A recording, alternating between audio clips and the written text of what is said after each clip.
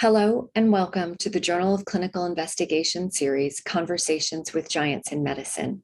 I'm your host, Ushma Neill. Today, I have the distinct pleasure of speaking with the director of the National Institute of Drug Abuse, Dr. Nora Volkow. Through trailblazing imaging studies of the brain's frontal cortex and its dopamine-driven circuitry, Volkow has helped to reveal the neurobiological underpinnings of addiction and how drug-induced changes in brain chemistry contribute to its trademark craving, compulsion, and loss of control. Thank you so much for joining us today, Dr. Volkow. Thanks for having me. So I'd love to start with what you were like as a kid, where you grew up, what your parents were like. Could you start to talk to us about what you were like? I was born in Mexico City. I have three sisters, and they were all very close in age. And my father is the grandson of Leon Trotsky. And so we grew up in the house where Trotsky was killed. And this was a very unique experience because it's now a museum, but it gave us an extraordinary opportunity to explore and to be part of an event in history that was very consequential. And my mother, she was born in Spain. So my mother was born in Russia. My mother was born in Spain. And she came to Mexico because of the civil war in Spain. And Mexico gave political asylum to the children of that had parents who were fighting against Franco. And so here you have, my mother comes into Mexico as a result of the Civil War. My father comes in because of the Stalin persecution of Trotsky, and they meet. And I was born with this background of two major civil wars, one the Russian Revolution, of course, and the other one, the Spanish Civil War. And I think that imprinted me very, very early on in terms of the sense that you're part of something that's much more than just your life at that moment, but that there is a continuity of what you do that's going to affect the next generation. But importantly, to the continuity that we all have at the same time. And that was actually, when you're asking me how was I, even from very early on in my childhood, I have this sense that we all have a responsibility with our lives. And two, the other aspect that influenced me enormously was my father is a scientist, he's a chemist, and he actually had his laboratory in the house itself. And so that allowed me to make science an everyday life event on how you grow up. Obviously, naturally, that's absolutely forbidden these days to have a laboratory of chemistry in your house, but it was possible then. And my mother actually, she was a clothes designer, actually quite successful in her own right, and with an extremely incredible sense of aesthetics. And so I had, on the one hand, my mother aesthetic, artistic component, and my father very scientific, rigorous thinking process. And both of them influenced me. So growing up, of course, I was my curiosity, and I have to admit this as I look at things retrospectively, when there was this whole sense, and I grew up on the sense that the work of males is always much more important than that of females in a society that still continues to degrade the contribution of women that are raising their children. So I was brought up into that generation, and it did influence me. So it drove me more towards trying to emulate what my father was doing than to emulate what my mother was doing, because it was not recognized. And as I look retrospectively now, of course, it has sensitized me how wrong that was and how it still permeates many of the actions and how we need to remediate and bring up the everyday activities to a higher plane, because they actually are crucial. They're crucial at all levels for sort of actually me as a physician for well-being, but also in terms of we're facing some of the major challenges that we currently have with COVID. Many of the big challenging issues relate to everyday activities. So that was my background. It was wonderful to be surrounded by my three sisters. My older sister is 1 year older than me. My younger sisters, which are twin, are 1.5 years younger than me.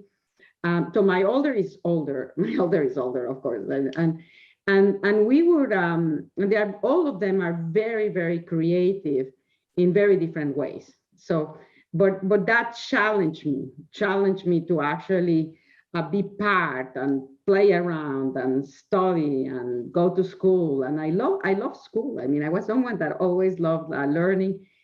I love nature, and my father would take us in long walks in the mountains in Mexico. So, and that again also imprinted me. But also, if when I look at my life growing up as a child, what was clear too is how I was fascinated by other humans. I mean, I was just a marvel, and I could spend hours seeing at people interacting. And very early on, I realized how much I enjoyed reading, because it allows you to get into someone else's life. So, and that's where my curiosity has always been. What would it feel to be that other person, and how would I comprehend things differently? And so that so very early on influenced me and into wanting to do science, because my father was a scientist, and into wanting to do science that could help more understand how the human brain works and what ultimately makes us unique. So given this background in a chemistry lab in your house, is it this fascination with the way that people tick that pushed you to go towards medical school? Why not choose, the scientist route? Well, the reason why I went into medical school had to do with my fascination of humans. What is it that makes us human? And to me, it is a privilege as a physician that very few people have and I don't know of any other profession, where you are in front of someone that is in the sense naked, that they are not going to be posturing this or the other, they are themselves. And that was something that was very, very appealing, to be able to have that human contact on a very, very genuine level, and to be able to ultimately, actually through that interaction, help someone in a meaningful way. So that is why I went to medicine, because I wouldn't be able to get that if I followed the route of a PhD. So, and at one point I was basically when I finished my medical school, I was going to do a PhD to again have both experiences. But instead I opted to go into psychiatry and to do a residency in psychiatry. And that fascinated me, because again, you have the human experience of someone else. But here in psychiatry, you are dealing with people which are struggling with disruption of how their brain is perceiving things, how it is working. And we've always known that many instances, it is very helpful to investigate what are the consequences of a disruption in the function of the system or organ that you are looking at, because that gives you an insight about its function. So I was particularly early on fascinated. I've always been fascinated about addiction, but I was also very early on fascinated about psychosis and schizophrenia. So I read that you did start doing some research during medical school. What was the nature of that research? Was it more pharmacology? Yeah, it was very much work on pharmacology and the notion of, to me, I mean, fascination with drugs, particularly drugs that can produce addiction, was something that was very challenging, because what you are having is a chemical that can take over your behaviors and your preferences. And being someone that is very attuned to the notion of freedom and free choice, and the concept of a drug removing that, and you voluntarily, well, let's put voluntarily like that, taking it, becoming literally, and we've used this metaphor all the time, but it is very good metaphor, a slave of the drug. It takes over. So it's not like a virus goes in and it takes the DNA and it replicates itself. So it takes over. Here, the drug takes over your neurocircuitry that drives your motivation, but there's no beneficial effect to the drug itself, right? For the virus, it replicates. In the case of drugs, no. The drug just basically does this by pure randomness of nature, that you have chemicals out there that can actually stimulate and activate processes that are crucial for survival, and they do it directly and very efficiently.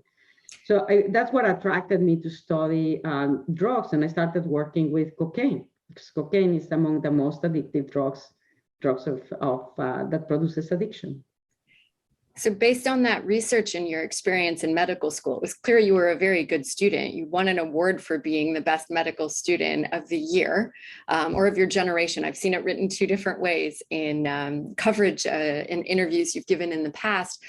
So at that time, were you thinking that you were going to be a medical doctor that would be dealing with patients, or did you have research in the back of your mind or the front of your mind of something that you were going to be working on? I guess I had it in the front and in the back of my brain, actually, and my mind was all surrounded, which was the notion I wanted to do clinical research.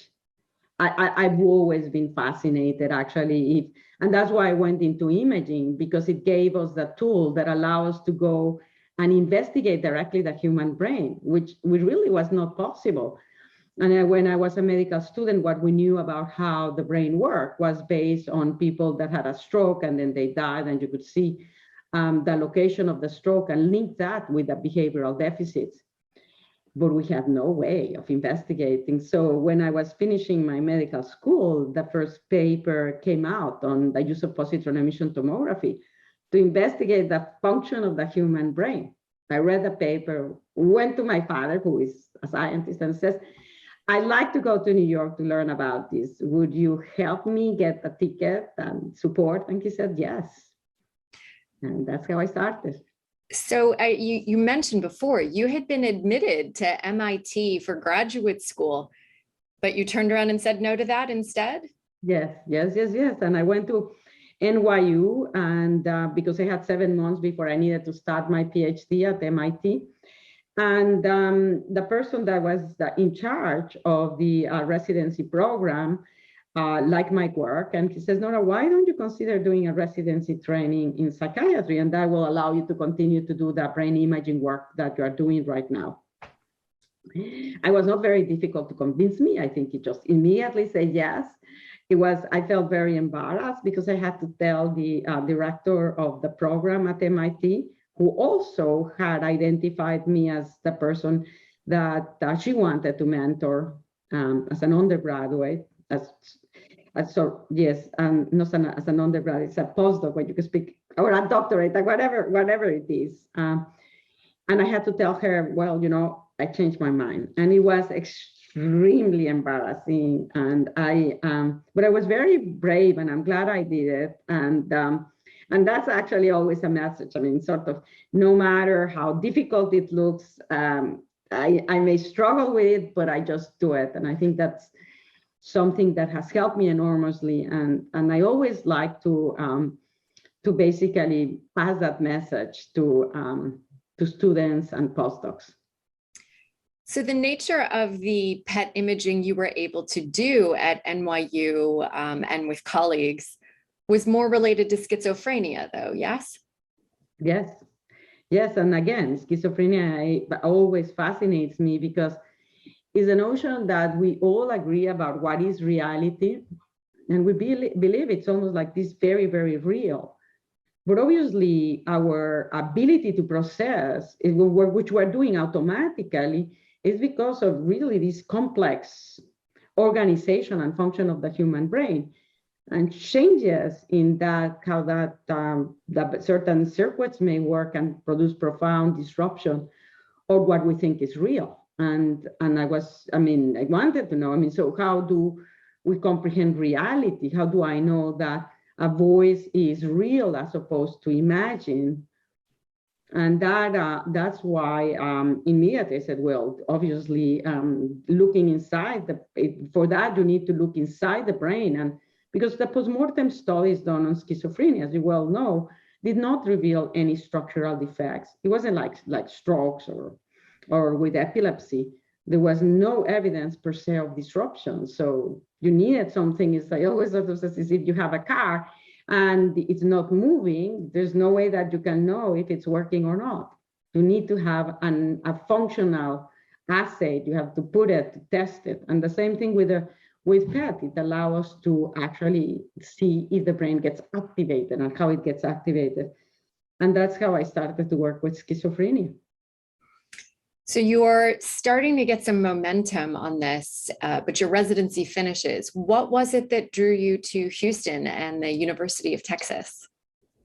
What drew me to Houston, Texas was that they have an extraordinary imaging capability. It was actually the largest laboratory that I had seen. It is actually, they had been able to get a grant from us, I guess, because they had oil at that time. It was just magnificent.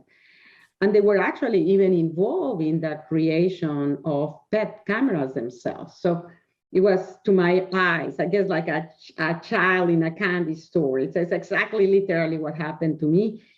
And I went there because of that, even though there were many people, I mean, and I got several job offers. So it was not that it was the only thing at all. I was just mesmerized by the imaging capabilities.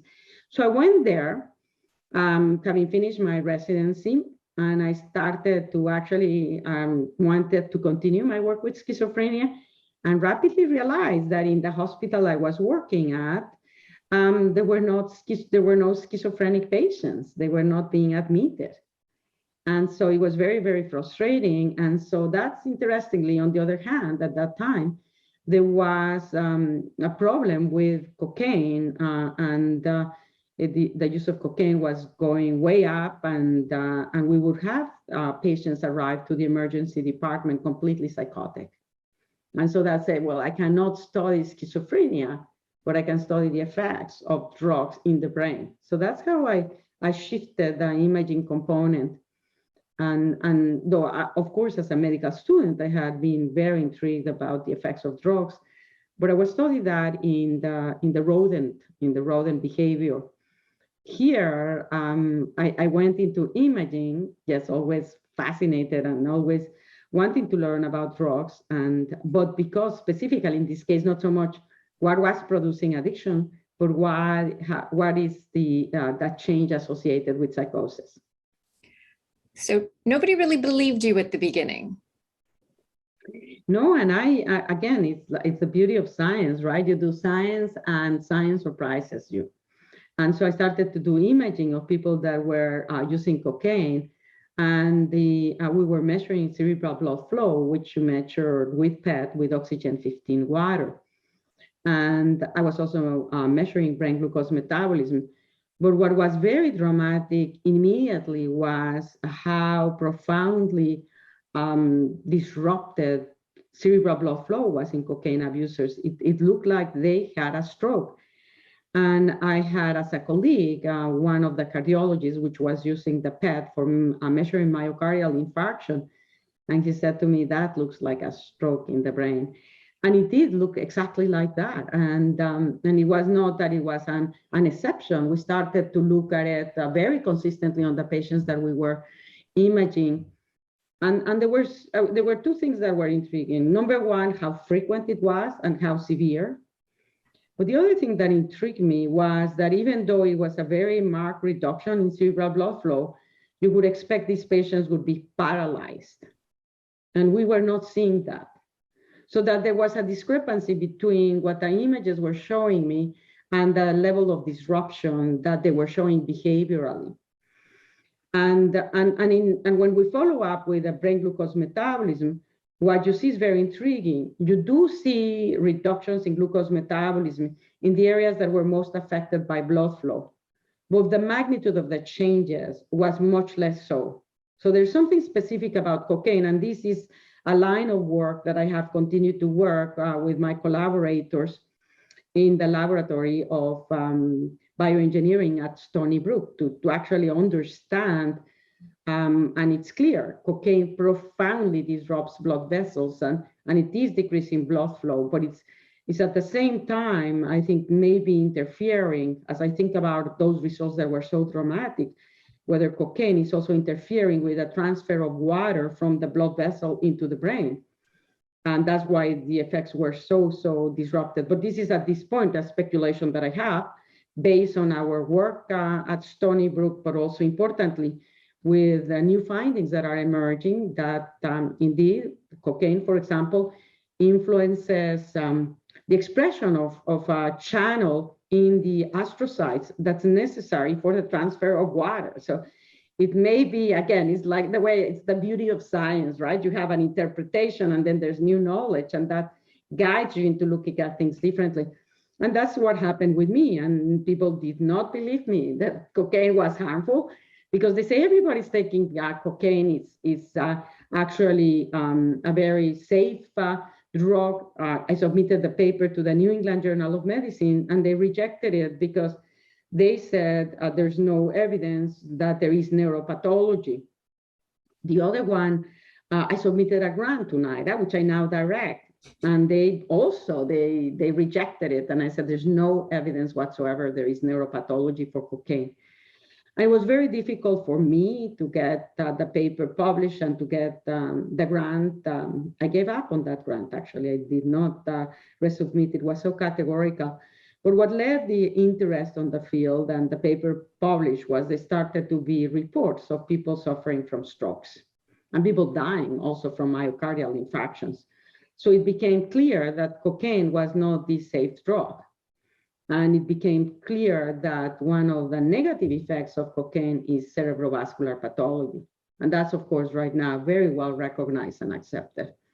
But at the beginning, like with anything else that you bring up, I mean, obviously, you're using a new technology that nobody is used to, and you come up with a finding that is very different from what the belief is in a culture. And then I think that the other element to is the concept that, I mean, there are certain aspects of discrimination, I guess, for women and for women that have an Hispanic accent. So I think that aspects like that made it, did not help me. But like anything else, you just persevere. And if the data is correct, it will eventually get integrated. And that's how science advances. As part of that line of inquiry, your former colleagues from Stony Brook were able to lure you back up to New York to work with them and to really make this a foundation of the next chapter in your scientific history. So why leave that imaging Shangri-La in Houston to come back up to New York? Well, I left at Shangri-La in the Brookhaven National Laboratory. Well, first of all, it was first at Houston, and they lured me to go to New York because they had the imaging capability.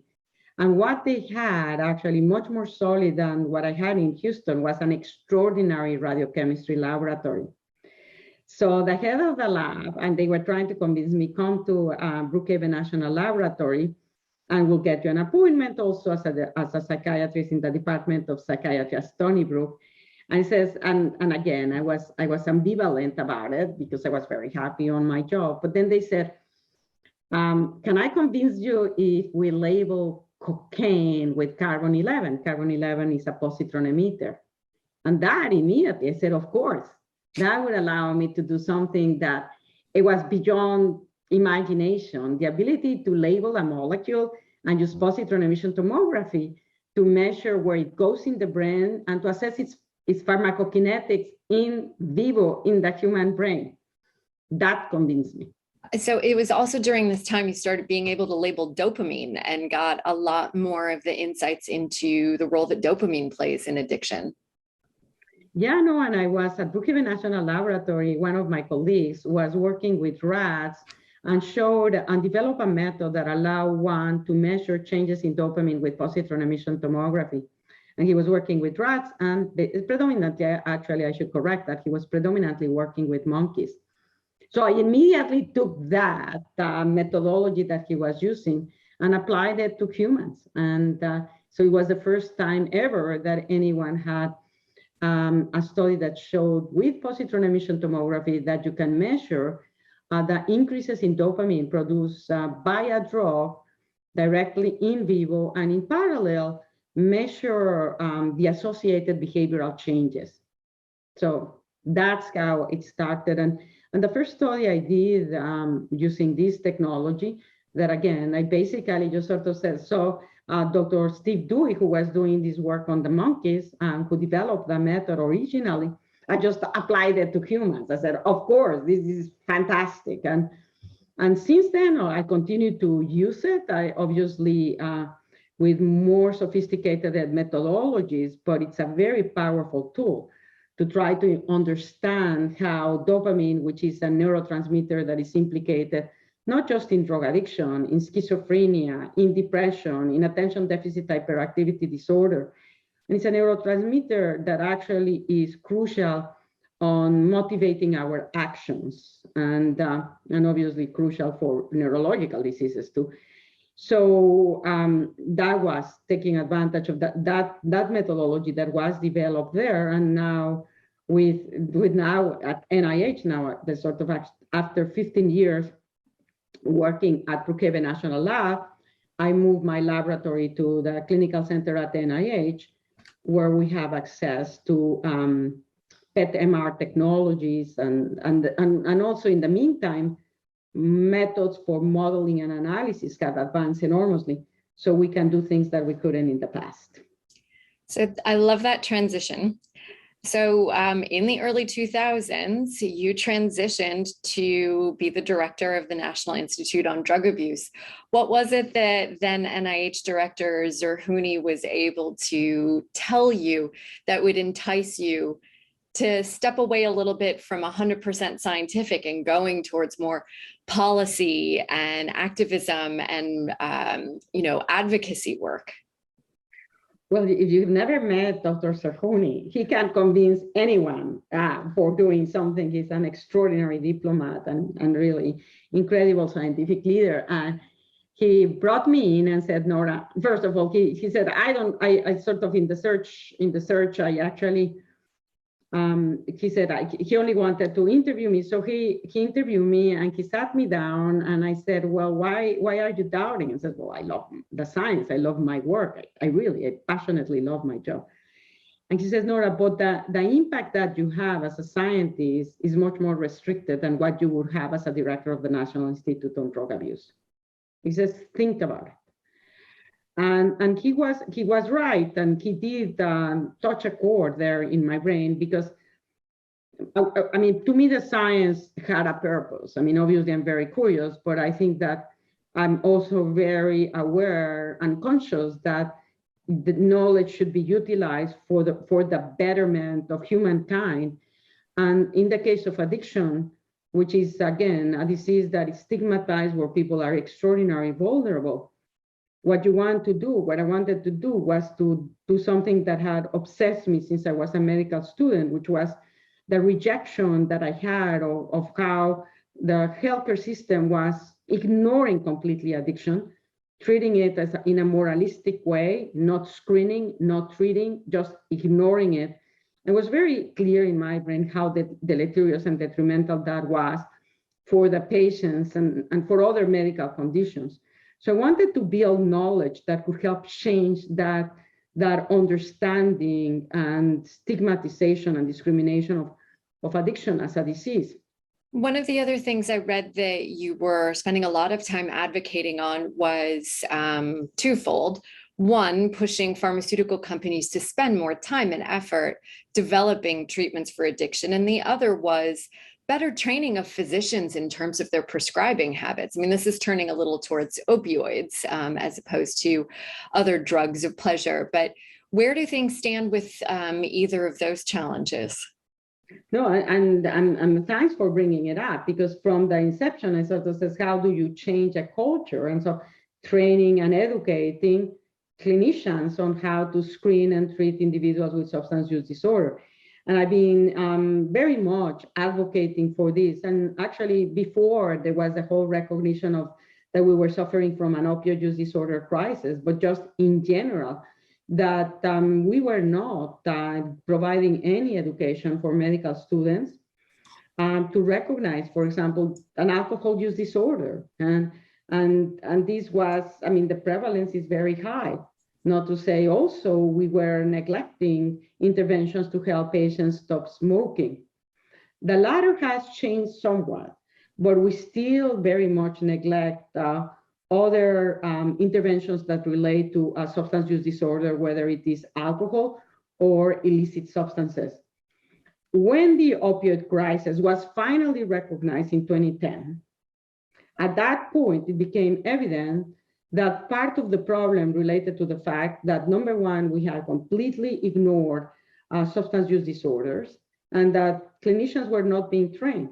So they were prescribing these basically very potently rewarding and addictive drugs with no understanding about what are their effects and no ability to even recognize who is at risk to become addicted and even recognize if their patients to whom they are prescribing these opioids had become addicted.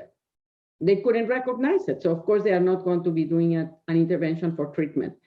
So this was a key culprit. I mean, so there are multiple factors that enabled the opioid crisis to happen.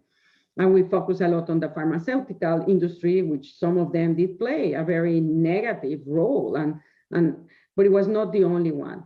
The healthcare system has to take the responsibility that we have neglected the training and treatment of people that are suffering from substance use disorder, and that's discrimination. So training has become one of the main pillars in terms of, but it's training now, not just clinicians, physicians, of course, medical students, but it's also training nurses, pharmacists, physician assistants.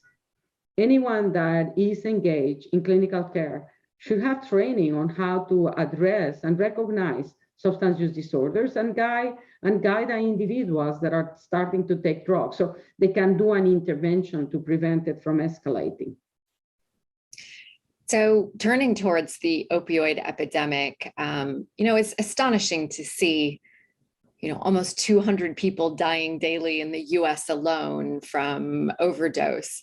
But what do you make of this double epidemic that we're in of the coronavirus as well as opioid? And what has one made the other worse? Have we learned anything from, how we reacted to the opioid epidemic that we can apply in the coronavirus epidemic? Definitely, the number of overdose deaths has increased pretty dramatically during the COVID pandemic. And in 2020, from March 2020 to March 2021, there was a 30% increase. And the last numbers, just on overdose deaths, and that doesn't count out deaths from opioids that are associated from other negative consequences, such, for example, as infections or whether it is people injecting drugs and they have sepsis, or you have metabolic or cardiovascular negative effects from the use of opioids. It's just overdosing, an acute, you're perfectly fine, take an opioid and die abruptly like that. And that's more than 100,000 as the latest numbers in April. So what made it worse? And we know that social isolation is one of the factors that makes all of us vulnerable to risky behaviors.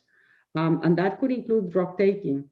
We know that, and the stress of the uncertainty, the stress of the loss of loved ones, the stress for many of losing their jobs or even their houses, all of that actually came together to just exacerbate the vulnerability of people. They were already very vulnerable. So there was a significant increase in the rate of relapse into drug taking. And in parallel to this event that by itself could have resulted in an increase in overdoses, there was closing of the healthcare system that at least could provide you a means to start initiated on treatments. But also there was a shift, an acceleration of what we had already seen in the past 5 years, which is taking over of the illicit drug market by increasingly more potent drugs, synthetic drugs, predominantly fentanyl and fentanyl-like compounds. They are easy to manufacture. They are so extraordinarily potent that the volumes that you need are much smaller, which is much easier to bring into the country, which actually you can use the mail to actually bring them into the country. They're highly addictive, but they're extraordinarily dangerous. So you put that combination, and we had seen fentanyl going up since the 2016. It just basically just skyrocketed. More than 50% increase in mortality from fentanyl during the COVID pandemic. And in parallel, we're seeing the creeping and a reemergence of methamphetamine. And so we're seeing the methamphetamine and cocaine, and we're seeing a pretty dramatic increase in deaths from cocaine and methamphetamine, 50% of which at least are associated with these drugs being laced with fentanyl. So if you are a dealer, you can make much more profits by combining cocaine with fentanyl, because cocaine, you have to actually have a crop and then bring it and process it and bring it to the United States, big volumes. Well, now you can dilute that cocaine and just put a little bit of fentanyl and you'll have a very powerful drug.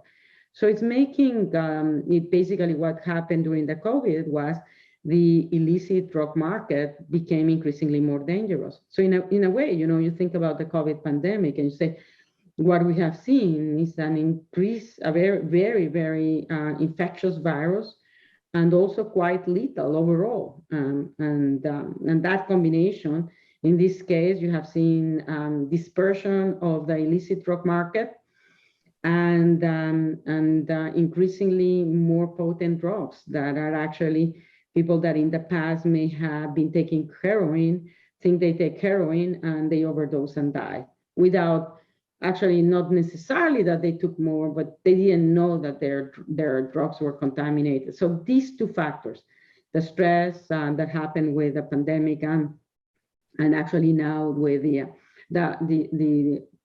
further exacerbation of the illicit market with these very dangerous drugs, is why we are where we are with the illicit, with the overdose mortality.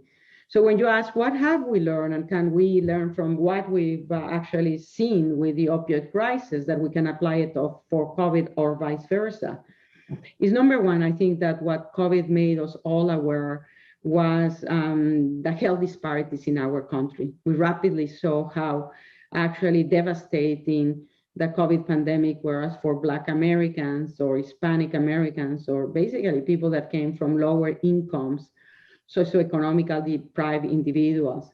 And that's exactly the same thing that we're seeing in people dying from overdoses.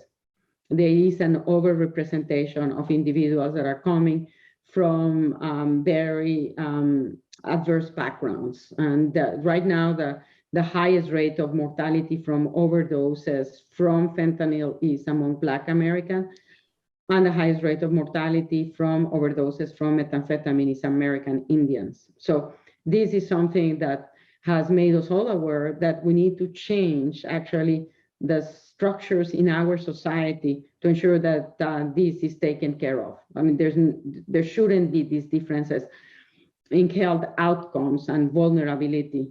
So that's an aspect that we learn.